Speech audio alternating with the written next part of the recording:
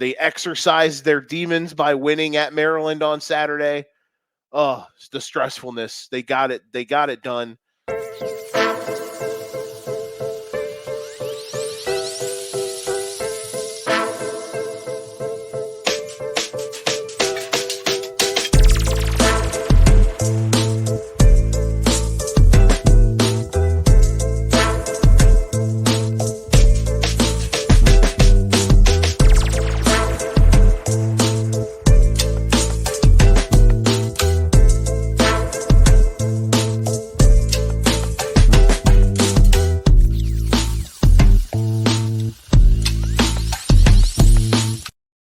We're about 3 weeks away from the fun beginning in our lives, really, with conference tournaments and or the NCAA tournament. But we're going to sit here and prove to you that we're not filthy casuals. As always, I'm Joe the Showwinkle, welcoming my good friend Daniel. It's college basketball. We talk a little bit about it here and there throughout the season, but we're really getting into the grind. I mean, our content is about to start flooding like crazy, and we're about to start sending shots like a desperate man scrolling a dating app through DMs. So we're about to be putting a lot of stuff out there. Uh, Danny's obviously been doing an amazing job already. So we're going to try to make sure that he doesn't feel alone in this world. We're going to start today. We are filming this. This is going to be one of a couple things we put out this week. But this is being recorded on February 20th. But I wanted us to start, Danny, uh, with kind of the talk that's been starting to circulate over college basketball lately. When you're looking at, you know, we did our NBA title bubble about a month ago. The second version of that will be coming very soon, I promise. But, looking into that title window, and right now there are a clear-cut two teams in the country in UConn and Purdue. There's another team that had a very impressive win last night that I think is right on the doorstep of those two. So the question tonight, Danny, that we're going to try to break down is UConn and Purdue against the field. And that team that I mentioned, which was the Houston Cougars, who got a really good win against Iowa State at home last night. If you want to throw them in there, I respect it. But in my mind, I think those two teams, UConn and Purdue, are a step ahead of everybody, even though UConn might be a step ahead of Purdue at this point. So the question is, Danny, where do you want to start from there as we talk about this championship regime? Who do we think could be the last team standing? But even though so far this year we have seen a bit of a gap in the top two teams compared to the rest of the country. I think it's probably one of my most excited I've been, because every year, even when like everything's been close between the top 5, top 10 teams, there was always still that one or two teams that everyone just said they've pulled out in too many of these big games. They're going to win. They're the clear-cut winner. Almost everyone in the top 25 has lost someone, whether it was a bad game, whether it was a team that just got hot. Someone has lost to someone in games they should have won, and games, and have had close games and games that shouldn't have been close games. So I think this is going to be a very, very fun tournament. I'm excited. I've been looking at my sleepers, but I don't know how much I would even put Purdue in the conversation, because I think they've been playing great, but there's that drop. Like you always say, water finds level. We've seen too many times where games where they felt like they could coast, and Edey's just looked like he didn't want to play. Like he looked like, oh, it's Ohio State. They have a new coach. They're figuring stuff out. I can just casually put up 20 and 10, and then he gets cooked. And that was a weird one. They did not look good against Ohio State. I feel like Purdue reminds me of the team that we used to see a lot when we would play when I worked with D3 schools, and you would go in thinking, oh, this team's 0-18. Half their players aren't even really here. They're all leaving at the end of this year anyway. We're going to go in and we're going to cook them by 40, and then we're down at halftime. That's just how I kind of see this Purdue team. I don't think they're going to win. I think they're going to get a lot farther than they obviously did last year. Their toughest game is going to be the first round game. And then outside of that, their next toughest game might be the Final Four. I think for the first round, I want to see them just push the pedal. I don't care if it's, let's see, Cats has them going up against Merrimack or Eastern Kentucky. Mm-hmm. I don't care if it's I don't care if it's that, to really kind of show that they're not just that team that everyone's going to wait for the needle to drop. They have to, once it gets to tournament time, they have to put the pressure on and put their foot on someone's neck. What happened last year, I think, will carry over in a sense. But the reason I'm not worried about this team like I was last year, they're guards that really were not ready. I mean, they were running from the moment. Braden Smith especially has turned into a really good player. And then the addition of Lance Jones from in the portal from Southern Illinois. Those two guys, I don't trust Fletcher Lawyer at all, but I think Smith especially, who's been excellent this season, and then Lance Jones, I think those two guys specifically are going to help carry a burden that they clearly did not have last year in that first round game when everybody was running from the moment. Those two guys can step up and make it. Right. And I think it definitely helps because obviously the game plan is get the ball to Edey and go from there. So I think it definitely helps. I think the big thing that worries me is the defensive end. And I think that's the one thing that for me separates UConn from Purdue. Because I'm looking at their schedule right now. You have a lot of games where you were giving up over 70 points on a very consistent basis. You know, you gave up 84 to Arizona and 86 to Alabama, obviously two great offensive teams. You were giving up 76 to Minnesota. You gave up 71 to Xavier, who for a couple of weeks struggled to score. And during that period, they still put 71 up on them. You nearly gave up 70 to Wisconsin during the middle of their struggle. You barely hung on to Rutgers, a game they should have won by double digits. And not to mention, they gave up 96 to Northwestern. And the big reason I bring that up is if you look at UConn's schedule from pretty much from December 1st, they have had nothing but get ready for the tournament games. You look at, they started December off with North Carolina and Kansas back-to-back. And then that's when they started Gonzaga, Seton Hall, St. John's, all that.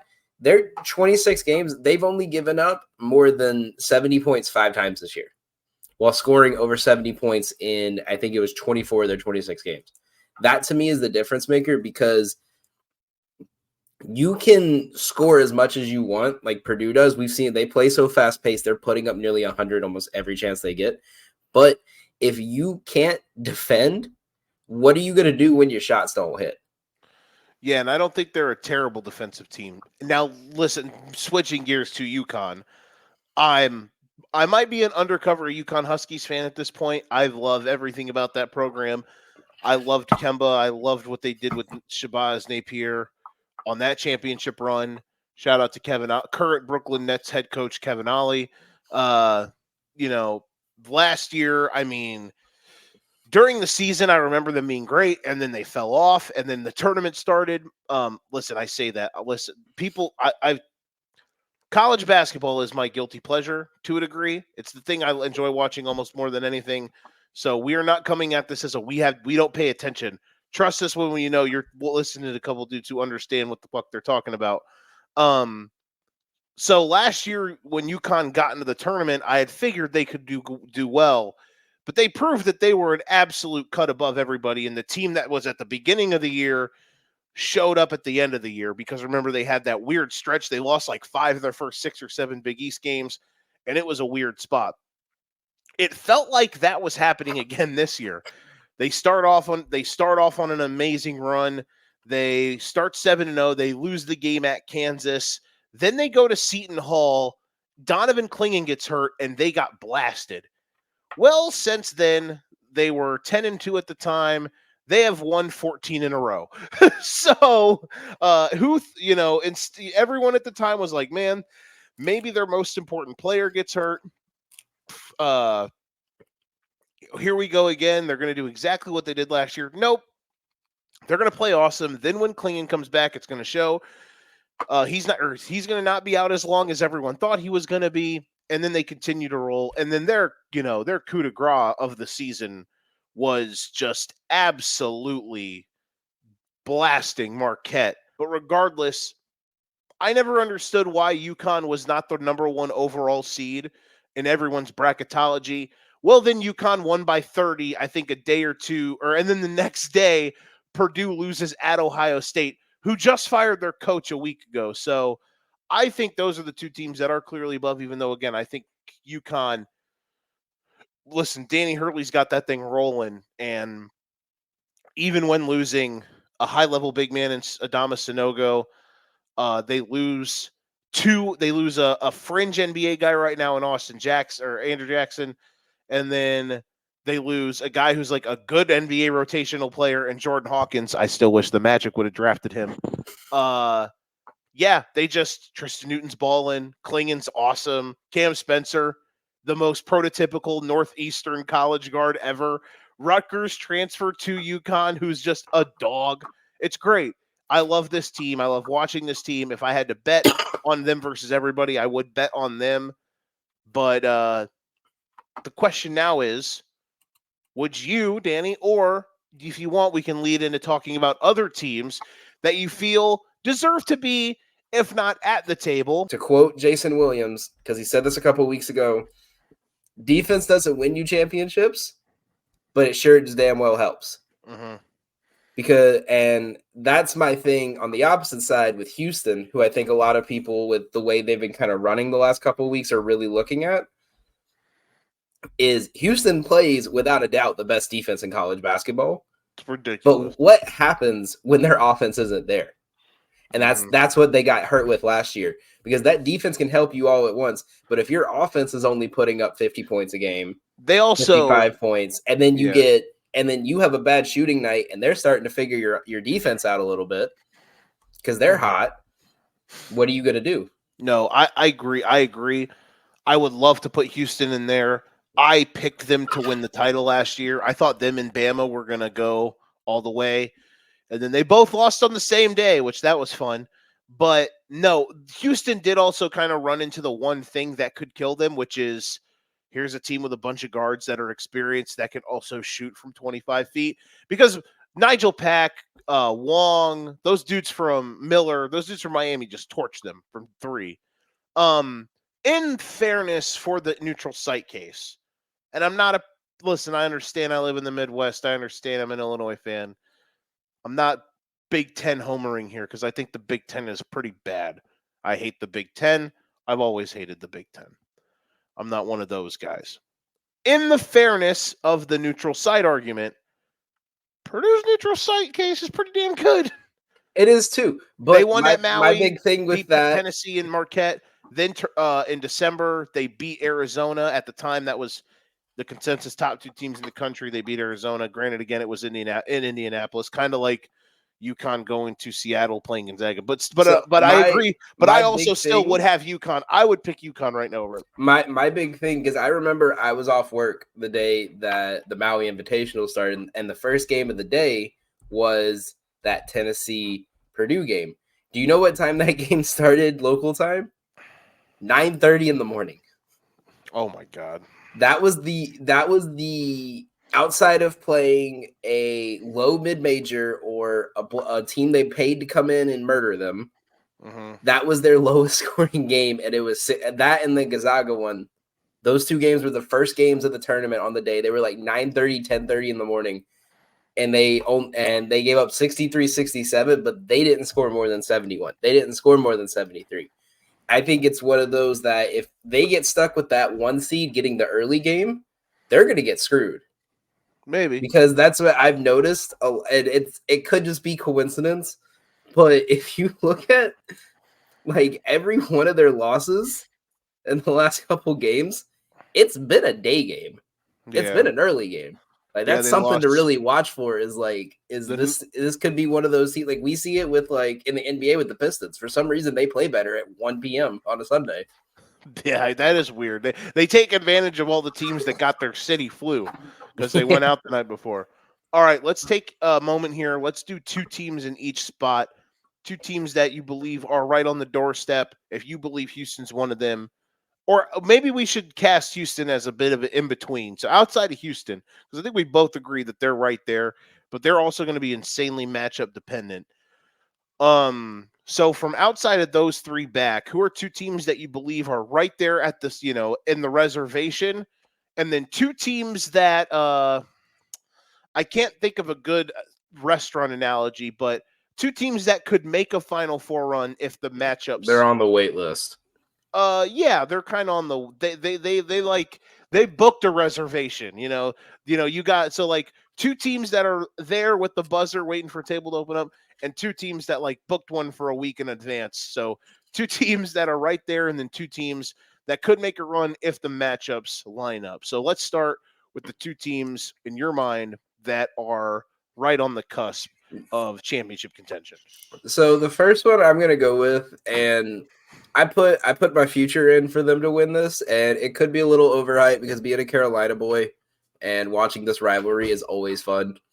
I really like what North Carolina's put together this year. I think that a lot of people like when I saw when they played Clemson, when the focus goes on Armando Bacot, RJ Davis is going off. When they're trying to focus on the guards, Bacot is killing them. They have too many. They had three players put up a double-double in the Duke game. And two of them had 20 points and 10 rebounds each. This is a team that I think the only team that could stop them is UConn, to be honest with you. I think the way that they're built, it just works out they match up too well with everyone. Like, obviously, like if they're in the same bracket as, they're more than likely, it looks like according to Cats, they're going to be in the same bracket as Purdue. If they get to that matchup against Purdue, obviously they give up a little bit of height with Edey, but I think they're just too skilled wise. I just think they're too well coached and they're too disciplined. Like every one of these guys some of these guys could have went to the draft a year ago and they stayed and they've gotten a lot better. I'm high on this team. Obviously, I want to see what they do in the first couple rounds, but I'm looking at what their bracket's going to end up looking like, and like the only team I could think giving them any kind of fight besides Purdue is going to be Iowa State. That's it. And Iowa State's going to have to get past a tough Utah State or Texas A&M team based on what the bracket looks like right now. Man, they're good, dude. Iowa State's good. The fact that they were able to kind of take every punch last night and just hang in there was pretty damn impressive. Mm-hmm. Against Houston. No, they're really, really good. Iowa State. I'm gonna say Tennessee. It pays to have the best player on the floor, and unless Tennessee runs into probably, I mean, shit. Unless they run into Purdue, Illinois to a degree, maybe, but I mean, Connect lit Illinois up this year. I mean, who else? It's a short list. They're going to have the best player on the floor in Dalton Connect. He's a stud. I like them. And then another team, there's that I like really can trust and put like on the doorstep. I didn't about 2 or 3 weeks ago. I didn't, but the way they're playing lately, I do. That's Arizona. Kylan Boswell has kind of come back to life, and they're starting to look like the team that played very good at the beginning of the season. When you got all those guys, you have that guard combo of Caleb Love and Boswell. You have the depth that they have up front. Omer Ballo continues to impress. You have Johnson, the transfer from San Diego State. They have some really, really good pieces. So I think both of those teams are right on the doorstep. All right, what about two teams that could go on a run to the Final Four if the matchup if the matchups are in their favor? So, and I'm just judging these off what Cats does, because Cats is the only one that has like a real bracket out right now. I don't want to say Iowa State because they have to get past Purdue, North Carolina, and Clemson and Florida Atlantic. That's going to be tough. I think Kentucky low-key has a shot. Every time I've seen them play against a big team, they have really played well. I mean, obviously they're one of my two teams. Because they can score so well. Like they could roll out of bed, and if it goes right, they could score 80. The question is going to be, is what they did defensively in Auburn on Saturday, is that an outlier, or is that like them actually kind of playing defense now. You know, we'll My see. We'll see. I That's going to have be a huge two. factor. I have two I'm kind of torn with because one of them I like, but the fact based on where they're at now, they would have to get past UConn, and that's going to be tough. It'd be Alabama because I think even when their defense is not there, they just outrun everyone. Like we saw at the LSU game they played was projected to be kind of mid-tier, like 75-80 is the final score. They had 100 points with 6 minutes to go in the game. Yeah. And it was a close game too. So they kind of showed like LSU played the style of play that was just, we're going to match every shot you take. And it was working. But they were like, okay, well, you match our shot. We're just going to run down the court and fling a three and see if you can catch that. Yeah, Nate Oates has done an amazing job They with them this have year. to get past St. Mary's, Kansas, and BYU before having to face UConn or Dayton would be the only other. I'd say a matchup, if it stays like this, a matchup I really want to see, I think it's going to be really exciting, is Dayton plays South Florida in the first round. And I think that's going to be an interesting one. Damn, because I think South Florida could be a little bit fraudulent. They have South, and I don't know, man. They're good. I mean, are they a tournament run team? I don't know, but they're good. They've had my thing is with FAU. Them, other than I'll give them that. The FAU game was great, but I was looking at their conference schedule because they're in a conference where you only have to play certain teams twice. The games they play twice are all teams who have a below 500 record in the division, man. And Memphis, which Memphis is just a tough team. But I think a team I really, really, where was it? I'm worried about their shooting a little bit, but I'm kind of high on them because the coach is a veteran who knows how to get his team ready.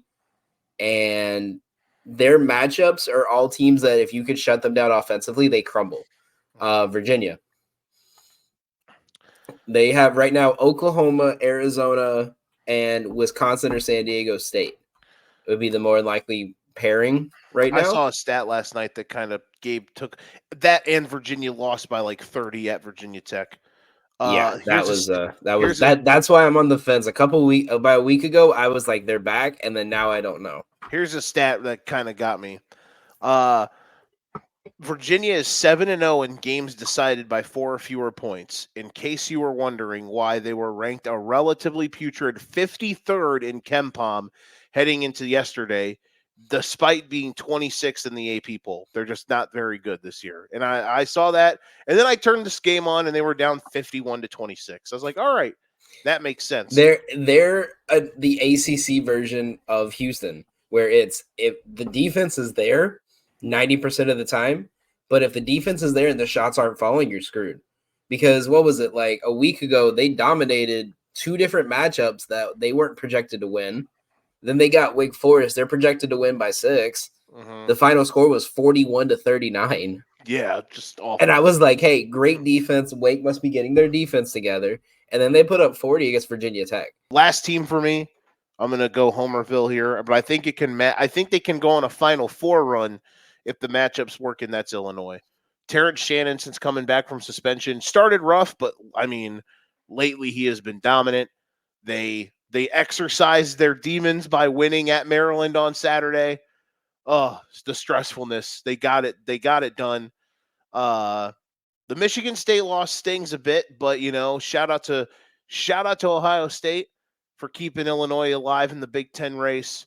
Illinois has got a lot to play for over the next final 6 games here. They have 3 relatively softer games coming up that they should win. They'll at least be 5-6 point favorites in all of them. They're 7.5 point favorites at Penn State tomorrow. Now, granted, Penn State beat them 3 times last year, but I think Penn State or Illinois should win that game comfortably. I think that they'll match up. Look, Penn State had one of their best teams ever last year, guys. Like, calm down. Then they'll play Iowa on Saturday. That's a very interesting matchup because I think Iowa at least has a big to give them some problems. So that will be high scoring. That one will be a tough one. Though the question is, can Iowa guard them? Because Illinois, of course, has one of the top 10 offenses in the country. And then they get Minnesota at home, who Minnesota's been, after having a nice little stretch, they're a little bit Jekyll and Hyde as of late. And then, of course, and then to end the season, they go to Wisconsin. They get Purdue at home before going to Iowa City, a game I will be attending, to close the regular season. If no matter what happens outside of that, if they win out, they win the Big Ten. They at least clinch a share, no matter what Purdue does. If they are only a game back against Purdue with a game to play, so with a game with them playing each other on March 5th, so a lot to play for. Anywho, all right, that's going to do it for this one. We are going to come at you with some more content. We got loads of stuff. Danny, tell them where they can find you, my friend. Yeah, you can find us over on Twitter, TikTok, Instagram, pretty much every social at Gotham Gambling. We post daily bets for college basketball. Baseball season's coming up. That's our big one. We had a 100 profit year on baseball last year, so we're looking to go even higher again next year. We're going to be doing a March Madness for frequency's sake bracket. $5 an entry fee. Winner gets half the pot. We got prizes for all top three. Make sure you guys check that out. Reach out to us over if you guys want to join in. We're excited for the tournament. You can also catch us out on YouTube. I post daily bets as much often as I can between my work schedule. We try to get you guys everything from the big four sports over here to European soccer, tennis, anything like that we find with value. And then our YouTube, of course, at for frequency's sake. We're closing in on 100 subs, so we're gonna get there. We're gonna get there sooner than later. So yeah, that's where the full version of this will be out on there. I'm sure Danny will cut some stuff up. I'm sure he'll cut out my entire Illinois rant because or he'll cut out us talking shit about Purdue. Maybe, I don't know. Regardless, that'll be fun. This has been the Educated Ignorance Podcast. If you ain't got your game, you best pass 6. We'll see you for more. We'll see you with more later this week. We are out, y'all. Peace.